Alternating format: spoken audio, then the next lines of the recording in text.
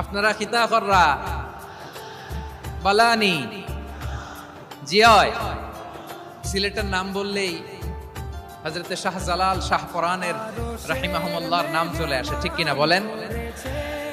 শাহজালাল শাহ পরানের পুণ্যভূমি, অনেক আল্লাহর ওলিরা এখানে শুয়ে আছেন।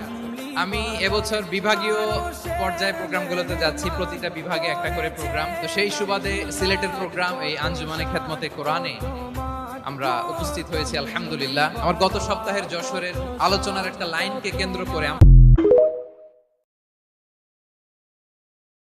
আলু হিজে না, ডাইল লবণ দিছে না, লুতা লুতা হাক, লুতা লুতা হাক খায়া বালা লাগে না, মাছ কাঁচা কাঁচা।